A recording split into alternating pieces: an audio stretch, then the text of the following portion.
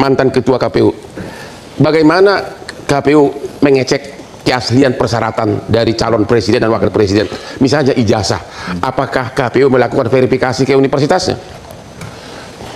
Iya, jadi ketika peserta pemilu datang ke kita, kalau pemilu presiden berarti capres dan cawapres, seluruh dokumennya kita verifikasi. Ke siapa? Untuk ijazah itu kita minta mereka menyerahkan ijazah, fotokopi ijazah yang telah dilegalisir.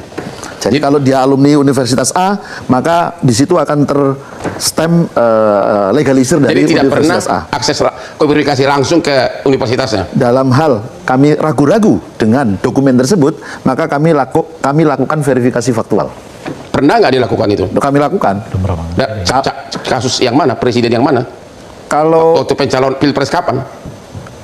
Seingat saya kalau pencalonan pilpres kami tidak ragu dengan dokumen-dokumen yang diserahkan. Jadi belum pernah dilakukan? Verifikasi dilakukan. Nggak, verifikasi kan ada universitas belum pernah dilakukan. Verifikasi saya tidak mengingat ya, karena tim verifikasi itu kan ada tersendiri, teman-teman gitu. Tapi dalam hal kita tidak yakin atau mengalami keraguan-raguan atau ada masukan dari masyarakat, maka kami melakukan verifikasi faktual. Jadi dua tahapan verifikasi kita lakukan. Pertama verifikasi administrasi, kedua adalah verifikasi faktual. Kalau tidak ada keraguan-raguan, kenapa harus dirahasiakan? Di era kami tidak kami rahasiakan. Kami punya sistem informasi namanya Silon, sistem informasi calon. Seluruh dokumen yang diserahkan kepada kita itu kita pampangkan, termasuk dokumen ketika pileg. Itu kan ada puluhan ribu kandidat tuh. Kita tampilkan. Nah, seperti disampaikan oleh Ketua Komisi 2 tadi, memang ada dokumen yang tidak harus atau tidak boleh untuk ditampilkan, kecuali ada persetujuan dari yang bersangkutan. Nah, kami di dalam formulir itu kami cantumkan apakah Anda bersedia ditampilkan atau tidak. Nah, pada saat itu semuanya menyatakan bersedia untuk ditampilkan. Jadi sebetulnya justru mereka tertolong gitu ya, karena KPU mempublikasikan profil dirinya gitu loh. Ini pendidikannya luar biasa. Oh, ini aktivitasnya luar biasa. Itu dicantumkan semua dan kita publikasikan gitu. Oh, begitu. Itulah makanya visi misinya. Gimana, Pak Rek? Itulah makanya mengapa ini harus dibuka soal ijazah misalnya. Bagaimana kita tahu bahwa ijazah itu asli? Boleh jadi KPU-nya tidak terlalu peduli. KPU baru peduli kalau juga ada masukan dari masyarakat. Tapi bagaimana masyarakat mengetahui bahwa ini asli atau tidak kalau mereka nggak pernah melihat ijazahnya? Nah, oleh karena itulah, menurut saya ijazah itu bukan dokumen yang dikucilkan, bahkan dokumen yang wajib dibuka kepada publik. Sama seperti LHKPN. LHKPN itu bahkan ketika dibuka pun kita tahu itu kadang-kadang nggak jujur kok mereka membuat LHKPN itu. Masa ada calon presiden misalnya gitu ya, kekayaannya cuma segitu, kita tahu apa yang dilakukannya tiap hari macam-macam dan sebagainya. Ini pun mau ditutup oleh KPU. Pak Juanda, Bapak sebagai ahli hukum, KPK malah mengumumkan LHKPN, benar kan? Kok di sini malah dikatakan nggak boleh lihatnya, malah di sini dokumennya tertutup di KPU, kan bertentangan itu. Gimana menurut Bapak? Ya, tadi saya melanjutkan, itu kan memang dalam konteks negara hukum ini ada 2 dan 3 sebenarnya pedoman. Pertama, seorang pejabat atau lembaga negara itu mempedomani peraturan perundang-undangan. Itu satu. Yang kedua, asas-asas penyelenggaraan pemerintahan yang baik. Yang ketiga tentu di situ adalah etika yang perlu dikedepankan. Nah, dari 3 hal tadi, saya melihat 2 dan 3 ini semuanya sudah dilanggar oleh KPU.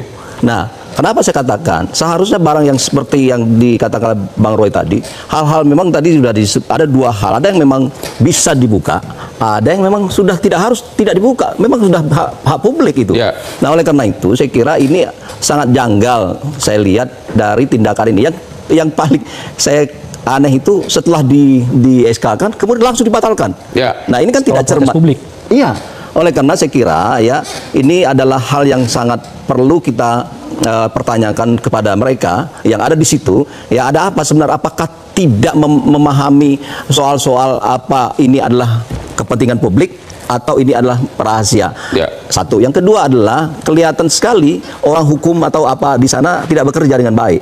Saya mengatakan tidak bekerja dengan baik atau sengaja melanggar?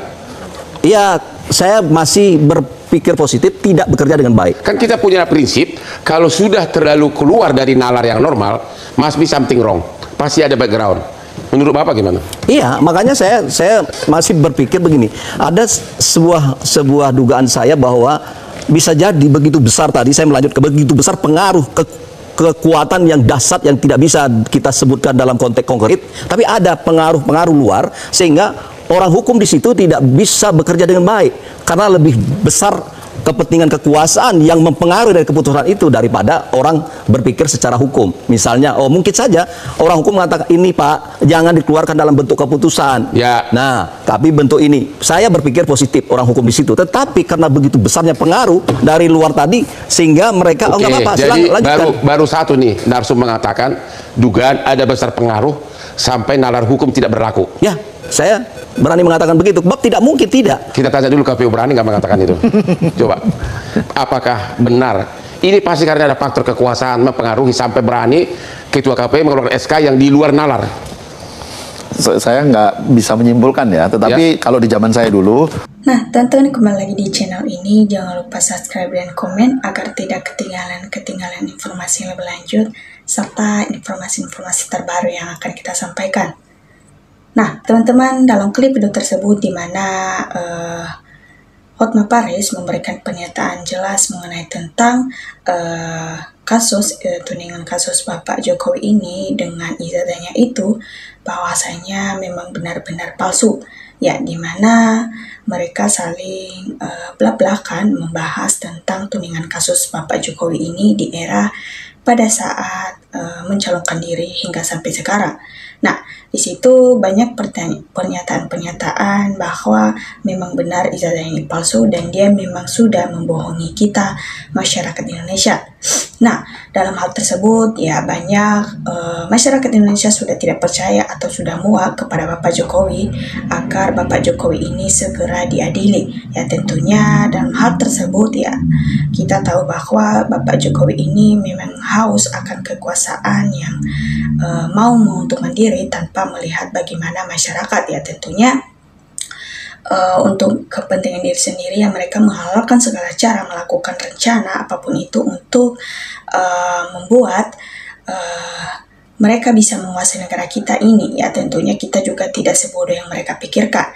Ya, di era Pak Jokowi ini ya KPU memang tidak sesuai dengan peraturan perundang-undangan. Ya mereka yang sudah bekerja bersama dengan Bapak Jokowi ini ya seakan-akan memang benar-benar membuat negara kita semakin tidak baik-baik saja. Apalagi banyak hal-hal di negara kita yang sudah politiknya selalu terkait dengan dirinya. Ya memang Hotma Paris ini mengkorek dengan semua kepalsuan-kepalsuan dan kebohongan dari Bapak Jokowi ini sehingga mereka tidak bisa membuat banyaknya lagi pembelaan dari diri sendiri. Ya karena kita tahu bahwa memang penegasan dari keadilan ya tentunya salah satunya kalau negara atau Bapak Presiden masih belum mengambil tindakan ya karena data-datanya masih belum sepenuhnya valid ya begitu sehingga harus ada penegasan juga dan serta data-data yang sudah terbukti sehingga mereka tidak bisa lagi